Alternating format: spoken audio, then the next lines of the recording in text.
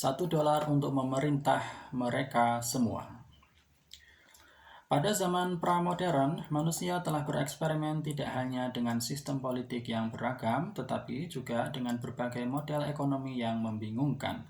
Boyars Rusia, Maharajas Hindu, Mandarin Tiongkok, dan kepala suku Indian Amerindian memiliki gagasan yang sangat berbeda tentang uang, perdagangan, perpajakan, dan pekerjaan.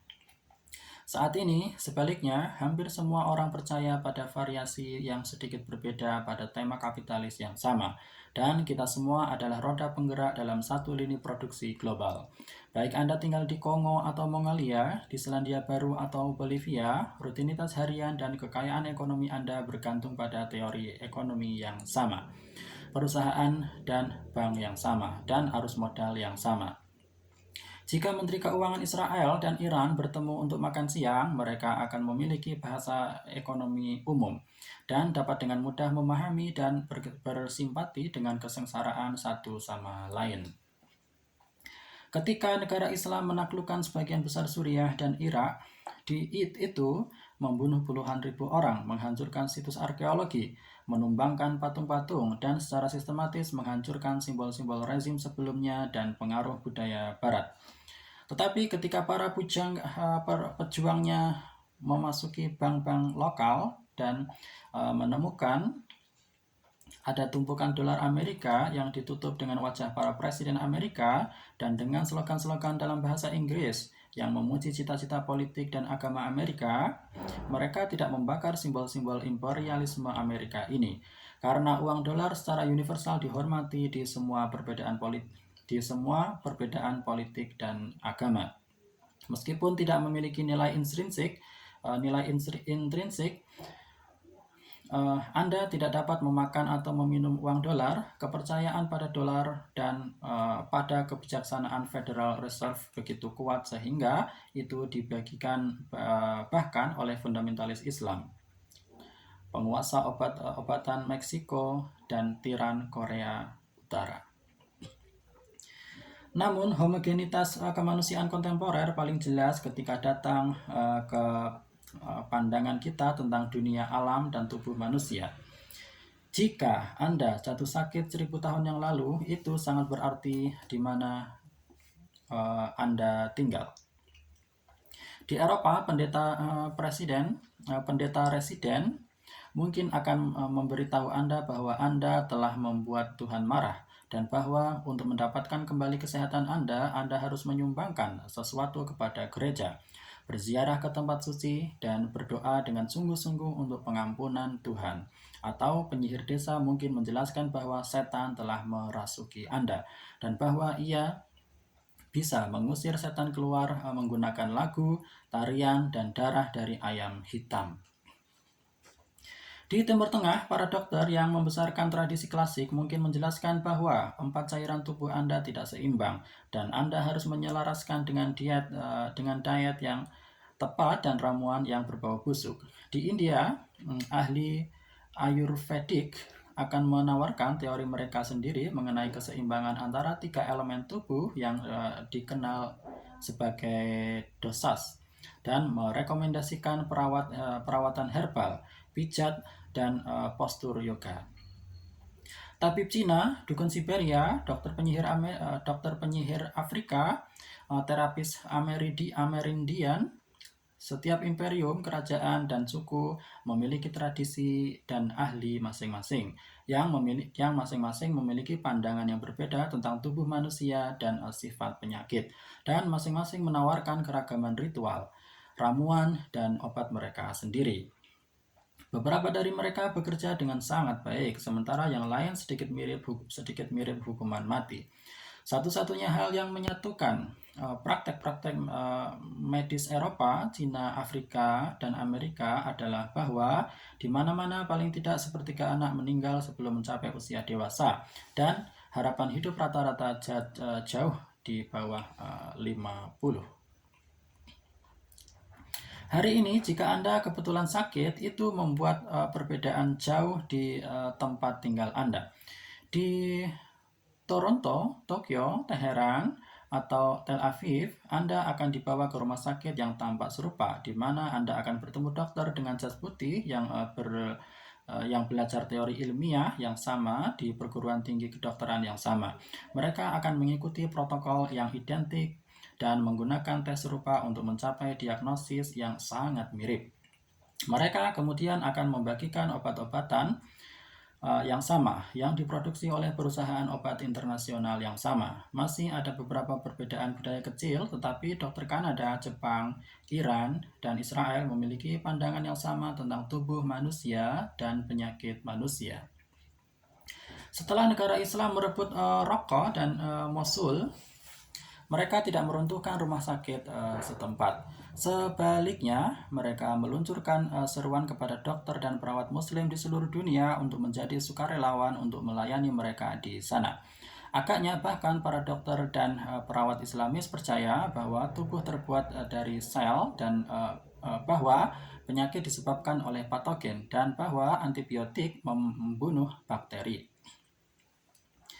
Dan apa yang membentuk sel-sel dan bakteri ini, bahkan apa yang membentuk seluruh dunia, 1000 tahun yang lalu, setiap kebudayaan memiliki cerita sendiri tentang alam semesta dan tentang bahan dasar subkosmik. Dewasa ini, orang-orang terpelajar di seluruh dunia percaya hal-hal yang persis sama tentang materi, energi, waktu, dan ruang. Ambil contoh program nuklir Iran dan Korea Utara. Seluruh masalah adalah bahwa orang-orang Iran dan Korea Utara memiliki pandangan fisika yang sama dengan orang Israel dan Amerika. Jika Iran dan Korea Utara percaya bahwa E sama dengan MC kuadrat, Israel dan Amerika Serikat tidak akan peduli sedikit pun tentang program nuklir mereka. Orang-orang masih memiliki agama dan identitas nasional yang berbeda, tetapi ketika menyangkut hal-hal praktis, bagaimana membangun negara, ekonomi, rumah sakit, atau bom, hampir semua dari kita termasuk dalam peradaban yang sama. Ada perselisihan, tidak diragukan lagi, tetapi kemudian semua peradaban memiliki perselisihan internal mereka. Memang mereka didefinisikan oleh perselisihan ini ketika mencoba untuk menguraikan identitas mereka. Orang-orang sering membuat daftar khusus dari sifat umum. Itu kesalahan. Mereka akan jauh lebih baik jika mereka membuat daftar konflik dan dilema umum. Misalnya pada 1618, Eropa tidak memiliki identitas agama tunggal. Itu didefinisikan oleh konflik agama.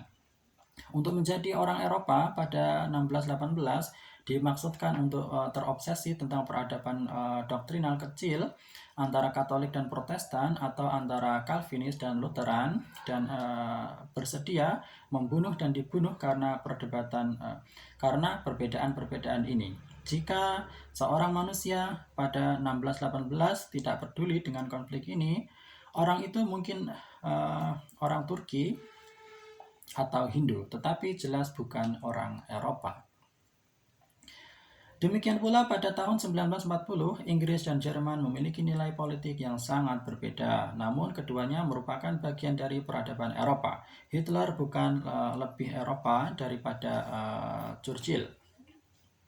Tentu saja perjuangan yang sengit antara mereka mendefinisikan apa artinya menjadi Eropa pada titik waktu tertentu dalam sejarah. Sebaliknya, seorang pemburu pengumpul Qum pada 1940 bukanlah orang Eropa karena pertikaian internal Eropa tentang ras dan imperium tidak masuk akal baginya. Orang yang paling sering kita lawan adalah anggota keluarga kita sendiri. Identitas didefinisikan oleh konflik dalam dilema lebih dari perjanjian. Apa artinya menjadi Eropa pada 2018? Itu tidak berarti memiliki kulit putih, percaya pada Yesus Kristus, atau untuk menegakkan kebebasan. Sebaliknya, ini berarti berdebat dengan keras tentang imigrasi, tentang Uni Eropa, dan tentang batas-batas kapitalisme. Ini juga berarti obsesif, bertanya pada diri sendiri apa yang mendefinisikan identitas saya, dan khawatir tentang populasi yang menua, tentang konsumerisme yang menjelajah, dan tentang pemanasan global. Dalam konflik dan dilema mereka, orang Eropa pada orang Eropa abad ke-21 berbeda dari leluhur mereka pada tahun 16, 18, dan 1940, tetapi semakin mirip dengan mitra dagang Tiongkok dan India mereka. Perubahan apapun yang menanti kita di masa depan, mereka cenderung melibatkan perjuangan persaudaraan dalam satu peradaban daripada bentrokan antara peradaban asing. Tantangan besar abad ke-21 adalah akan bersifat global. Apa yang akan terjadi ketika perubahan iklim memicu bencana ekologis? Apa yang akan terjadi ketika komputer mengungguli manusia yang dalam lebih banyak tugas dan menggantinya dengan peningkatan jumlah pekerjaan? Apa yang akan terjadi ketika bioteknologi memungkinkan kita untuk meningkatkan manusia dan memperpanjang masa hidup? Tidak diragukan lagi, kita akan memiliki argumen yang sangat besar dan konflik yang sengit mengenai pertanyaan-pertanyaan ini. Tetapi argumen dan konflik ini tidak mungkin mengisolasi kita dari satu sama lain. Justru sebaliknya, mereka akan membuat kita lebih saling bergantung. Meskipun manusia sangat jauh dari komunitas yang harmonis, kita semua adalah anggota dari satu peradaban global yang gaduh. Bagaimana kemudian untuk menjelaskan gelombang nasionalistis yang menyapu sebagian besar dunia? Mungkinkah dalam antusiasme kita untuk globalisasi, kita terlalu terburu-buru mengabaikan negara-negara tua yang baik? Mungkinkah kembalinya nasionalisme tradisional bisa menjadi solusi bagi krisis global kita yang putus asa? Jika globalisasi membawa begitu banyak masalah, mengapa tidak meninggalkannya begitu saja?